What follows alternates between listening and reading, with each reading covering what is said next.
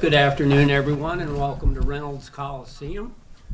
We're getting ready now to do our student athlete news conference for our first game.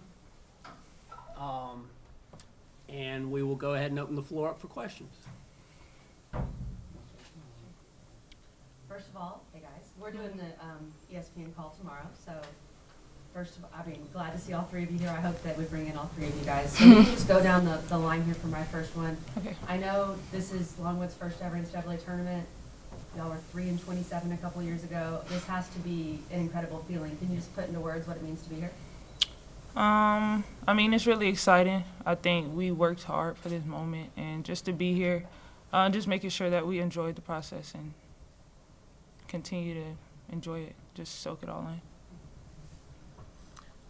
Like you said, we were 3-27 our first year. Well, they were, but and just to see where we came from and Tillett and the staff recruiting and putting us all together, and that us just staying true to the process and enjoying the journey, and now we're here. So.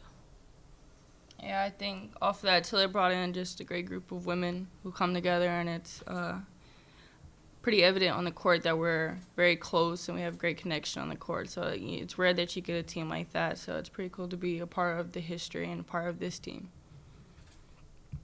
I was reading some of the stuff that your SID gave us and just calling you guys basketball U and the town lighting up everything and the excitement. Have you guys felt that, especially with the men as well? Anybody? For sure.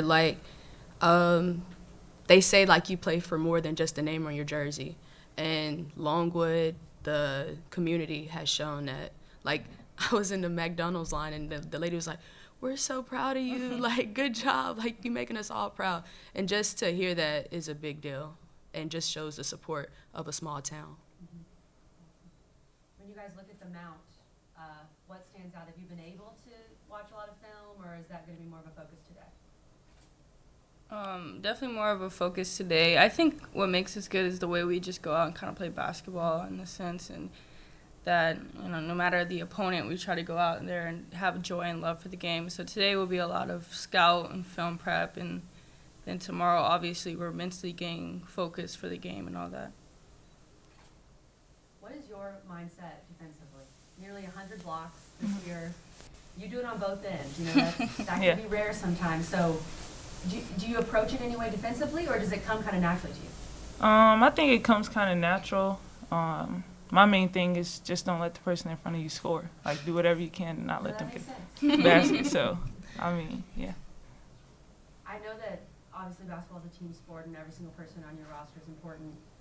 When I'm looking at you guys and I'm getting ready for this game, I'm kind of looking at y'all as a big three in some respects. How do you feel like you complement each other? I guess I'll go first. Since I'm the point guard, they make me look good. All I do is pass it, and they make it go in. But just to have two of the best players in the Big South on the same team as me, they compliment me. They make me look good. I have to do minimum work. So it's just great to have them on the team as me, and I have to play against them. I know for me, being able to get set up anywhere and kind of doing whatever and knowing that the ball is going to get to me at any time, and that Dede can create something where I don't even see it or I don't even think I'm open. And then having Dede, or I just talked about Dede, having Akila defensively and then offensively, just if we need a quick bucket or if I'm not hitting, we always go to Akila, and it's rare to have that to where it's not so much pressure on one scorer. It's actually, Dede hitting 5 threes in a row, and then Akila hitting any hook shot to where even if one of us is having a bad game, there's 2 other people trying to pick you up. Yeah, I think we all balance out each other pretty well. Yeah. Kyle, this is more for you. I know that Virginia Beach is an excellent town, an area for basketball. Mm-hmm. And I know players that come from that area carry a ton of pride with them, Right. as far as where they're from. What does it mean for you to be now coming from Virginia Beach and playing in an NCAA tournament for your hometown? It's a big deal. Like you said, Virginia Beach, there's so much competition. I played with people who are, Florida or Alabama. They're a bunch of great players that I played against and had the opportunity to go against. So it means a lot that experience has helped me here, and to kind of show that even though different paths were taken, I'm still kind of getting to where they were too. So it's really cool to be able to represent Virginia Beach, because it is somewhere I've been my whole entire life, and it is, they have Boo Williams, and I played in there, and there's so many players that are higher up and doing things. So it's really cool to be here and kind of getting there in our own way. Yeah. This is kind of for all of you as well. You kind of are sitting there and on Selection Sunday now, and this is the first four that we have in women's college basketball. This has been a season and year of history for the women's game. What does it mean to be a part of it, kind of in one of the first four games, as it were? I'll go. I mean, it's nice to be part of such history and then still want more from it. And I think it's important that as women basketball players that we continue to educate ourselves about what is going on and what is lacking still. And we have been educated on the fact that the men's teams now are getting paid for this game. And we don't get any money for that. And so even if we won this game, we would get more money if we were men. We don't get that as women. So they have been great strides, but we would still like to continue to see more and more stuff. You kind of did the whole thing. For those viewers that are tuning in for the first time that maybe have never heard of Longwood, what would you want them to know about the team, the school, the town? What is it that you want people to know? Just how joyful, I guess. Like our bench, if that's the first thing you watch, the first game you see, watch the bench. Don't even watch us, because just how much love we have for each other, no matter who's scoring or doing anything, the way we cheer for each other, and that is exactly the way the fans and our support at home would cheer for us. So that, I think, is what describes Longwood perfectly, is just joy and love.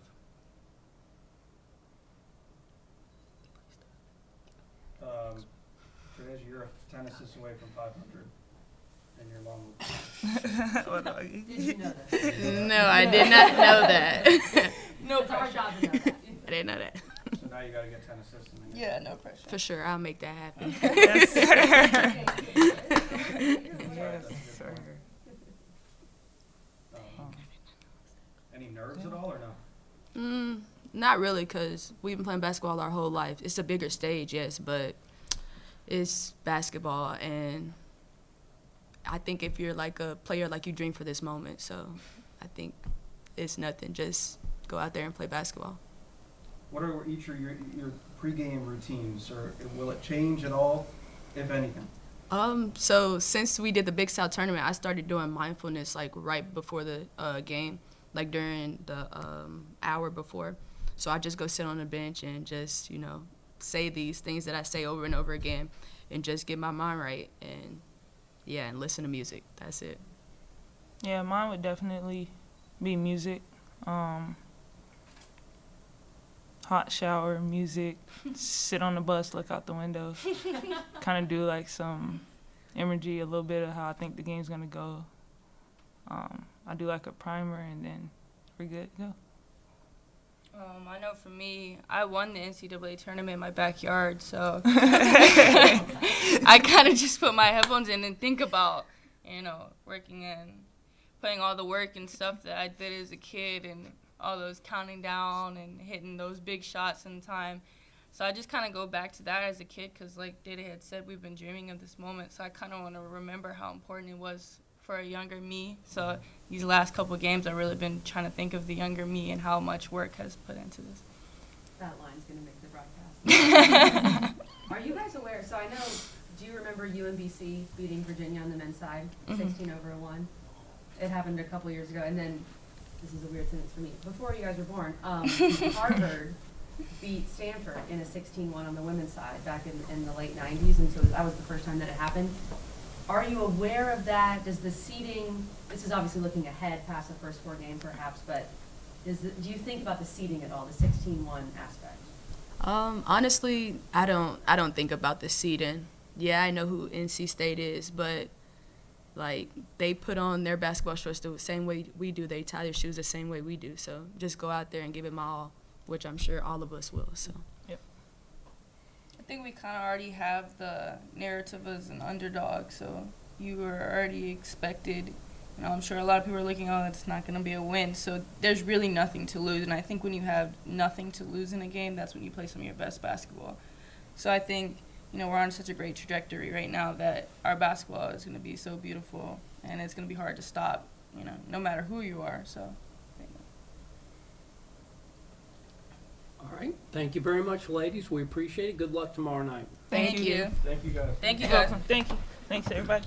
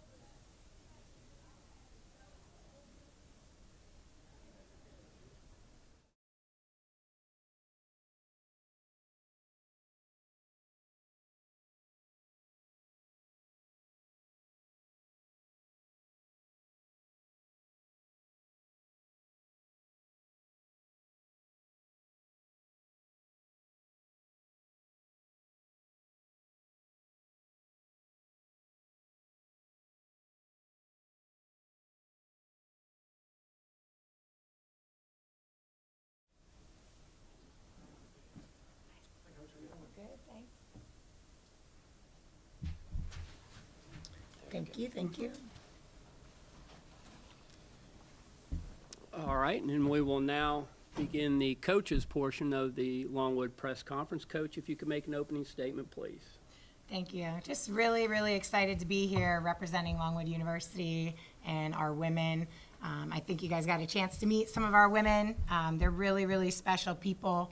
And I think just to be the first at anything, and this group specifically all chose here to come and make a difference and make a change for Longwood. And just to be alongside them and get to lead some extremely powerful young women who are outspoken about what they think is important is a great gift to me. And I'm just looking forward to all the experiences they're going to have while we're here and really competing at a high level like we've been doing for a long time now. All right, we'll open it up for questions. Coach Kelly Grenwick and Sam Ravish were calling the game. Great. And your young women were excellent. And I guess we'll just start with the question of, last year you all made the WNIT. Was this, and of course we know it's first time for Longwood and everything, was this something you talked about off-season, start of practice? Was this the main goal? Yeah, I think every program starts with, what are your goals for the season? And I think as we came into Longwood, it's a process, right? And we're in year 4, and this was the goal for year 4. Now, how you get there is what is way more important than what the end goal is. And so what were we doing each day in order to give this an opportunity? So last year for us, actually, it was the WBI that we had the opportunity to go to. And then we had our very first COVID case. I'd gone the whole season with none and then weren't able to go. So I think that was, a difficult time for our program, also an opportunity, right? When we played our tough non-conference schedule this year, we'd look up at the banners and the opponents that we played. And 3 of our non-conference opponents are in the NCAA tournament and 3 are in the WNIT. And each time we'd look at the banners and the banners they had before they made it to the NCAA tournament. And for a lot of programs, you have to do another tournament before you make the NCAA tournament. And we had talked about, I think it was up at Drexel, that we were like, hey, they skipped that step. Maybe we'll skip that step as well. So I think that was something that we talked about all season, and just so proud for our women that this is where we are. What was your mindset when you took this job? Because it was a job that perhaps the average coach may have not seen what could have been done here and what you guys are doing. So what was your mindset there? Yeah, great question. I think, my mindset leaving the Naval Academy and the great experiences I had there was, I felt at that time I'm ready to lead. I want to take that next step. And Longwood was the school that gave me that opportunity.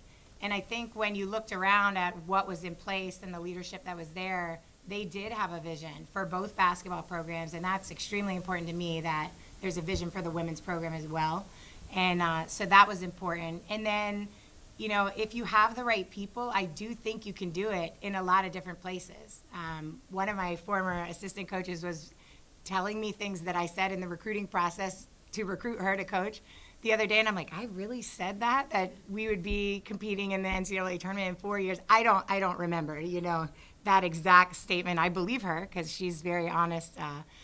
You know, but I think you have to dream those things and you have to put it out there with your group that this is what we're trying to do. And then you've got to put your head down and work in the moments. And then, you know, if you do all those things together and there's a little bit of magic, you end up here. We were able to talk with your players, and Akila strikes me as kind of that quiet leader. Has that been, I mean, I think you have some good personalities there where the other two are a little more outspoken, but she's, I mean, Big South Player of the Year. So what is it like coaching a player like that maybe you have to encourage to get out of her shell sometimes? Yeah, Akila's growth process in her 4 years at Longwood has been incredible. When she first got here, she was recovering from an injury and was quiet and, you know, trying to figure out, you know, becoming a woman on her own and moved far from her family in Florida. We call her like kind of a quiet storm.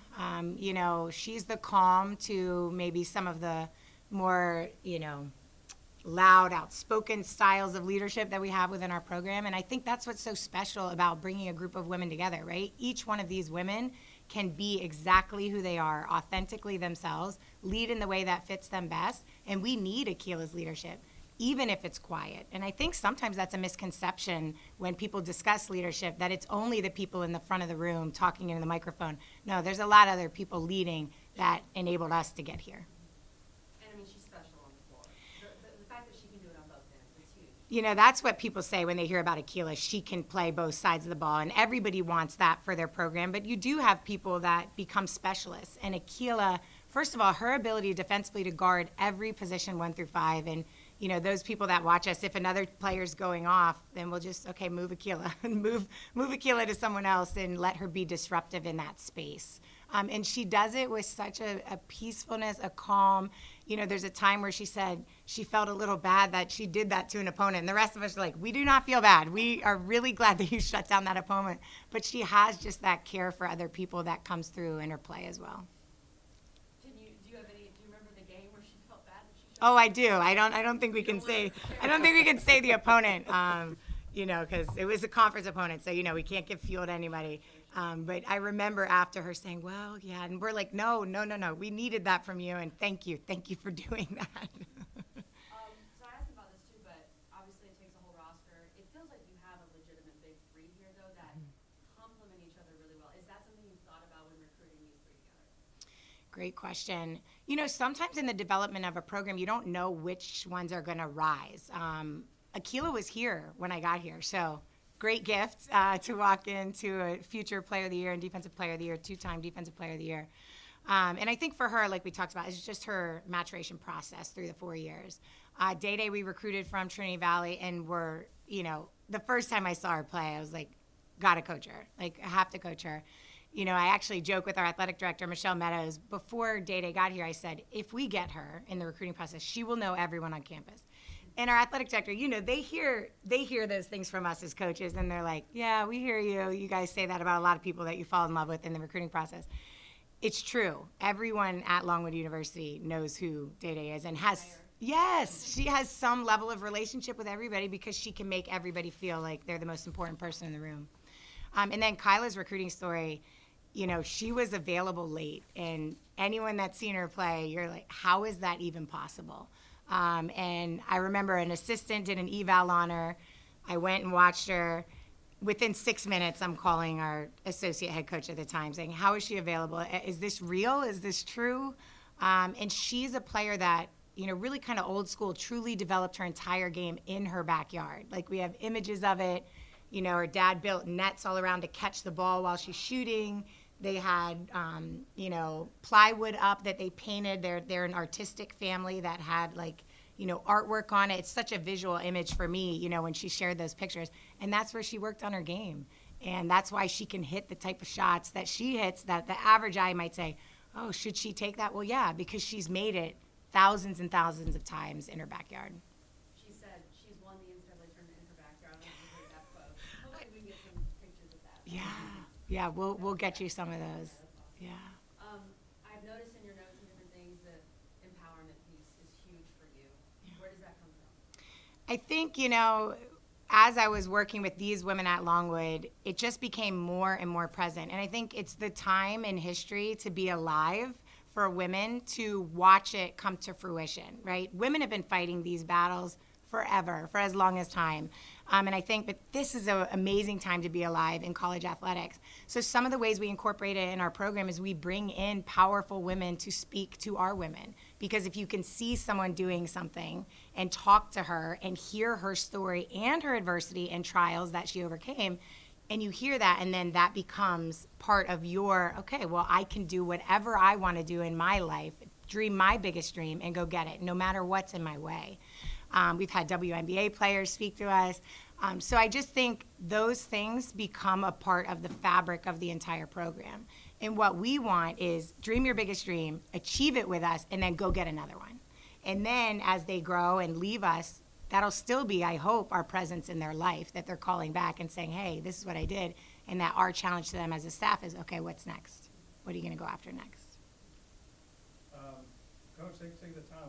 We're really excited to get to tell your story. Thank you. I can tell you that.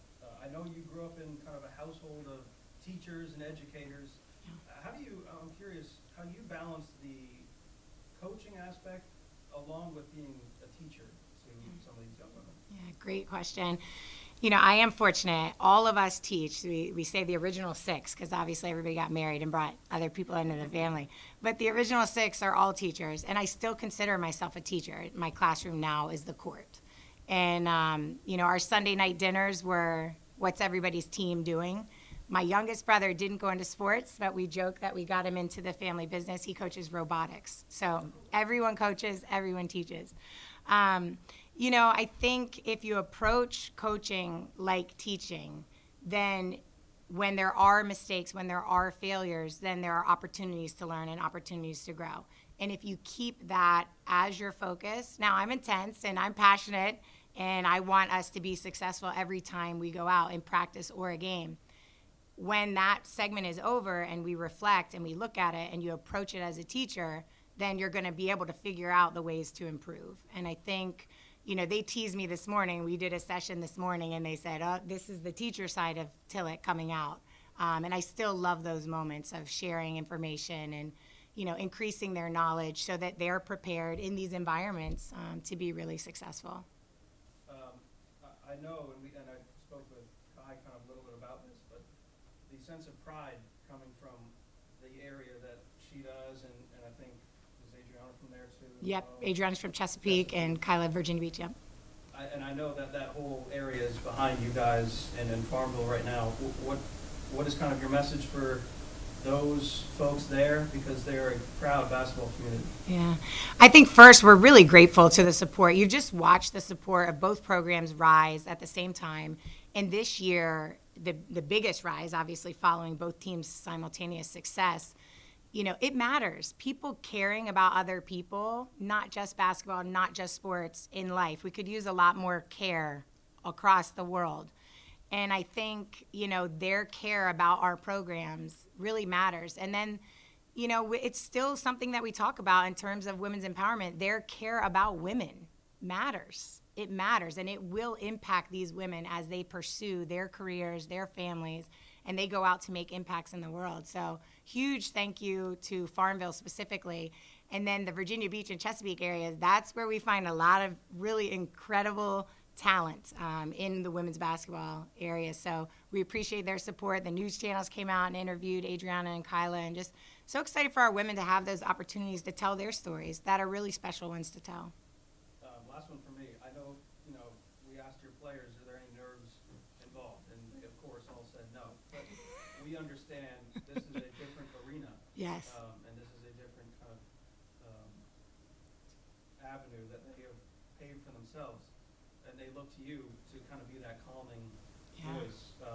What is going to be your message to the team before the game tomorrow? Yeah, great point. Well, some of the message might still come to me between now and then because I'm constantly looking for inspiration that will motivate them. We actually had a leadership meeting last night, and we talked about that with the group of 5 women that lead. The 3 that you guys met, Day Day, Akila, Kyla, and then Ann and Adriana are also on that leadership team within our team. And we talked about how in the championship game against Campbell, we really were at a level where you want to get people in the zone, and we had multiple people in the zone, and then you're trying to recreate that anywhere you go. So how do we recreate that environment in an NCAA tournament game atmosphere? One, our non-conference schedule, we do believe, helped us. So the big lights, I think that part, I hear them saying they're not nervous. I like to hear that them saying that. As a coach, I know that there will be pressures and experiences that they just haven't had yet, so they don't know yet how they're going to respond. We've spent a lot of time this year working on mindfulness. We're actually going to do one to open our practice session. That's just guided meditation and to put yourself in those situations before you get there. And so I think they'll lean into that. And then I think if they make a couple big plays early, then that'll decrease the nerves and get them. The big focus will be playing like ourselves. We've done so much work to get here. Let's play like we play, and we think our brand of basketball is exciting for people to watch, and we're so excited to show that on a national stage. We're excited to tell it. Yeah, thank you. Thank you. The men's game tomorrow is at 2:45. Yes. Whichever practice or shoot around the time you get, you'll be done by then. Yep. Will you be watching that game, or how is your focus with the team tomorrow afternoon? Yeah. My focus, because we had the same wonderful challenge during our conference tournament. The first game I went to, and quite a few of our women went, we gave that decision up because everyone has their preparation model. For the finals, I listened to their game while I was continuing my preparation. So for me, it'll probably be a listen and continue preparation for our team. And then our women, I think probably half will watch it live, and some will do their normal game day routine because they're so, it's important for them to follow those, whatever makes them play, in that zone. But we will be so excited. And I love the story. I don't know if they told you, when people were asking Kyla specifically about when the men won our conference championship first, and how did that make us feel? Did that add pressure? And Kyla was like, we were not coming back with a runner-up trophy after the men just won the championship. So it just gave more fuel, didn't add pressure, just gave more fuel. So I love hearing Kyla tell that story about her passion for both programs and saying, hey, we're gonna keep elevating as well. Are the two teams close? Generally, student athletes know each other on campus. Yeah, both programs are close in a unique way, and there's a couple of factors why. In some programs, you have different practice facilities. We share our practice facility. Our offices with the men, in many schools, you're in separate suites. We are literally across from each other. So I think some of those things have, aided us in having these proximity, helping our relationships grow.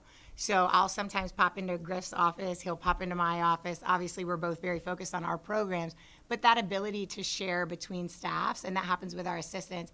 And then our women, there's some camaraderie with using the shooting machine, Dr. Dish, like who's getting on, what time are you guys in? And so there's good camaraderie about that. And then I think because both programs, had this great rise at the same time, it has drawn some connections. And like Farmville did the parade for both teams.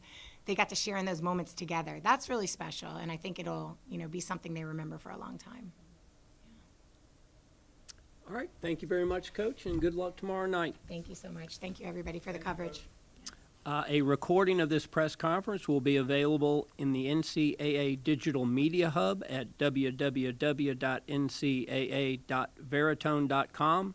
Transcripts are provided by ASAP and will be posted shortly. Thank you for coming.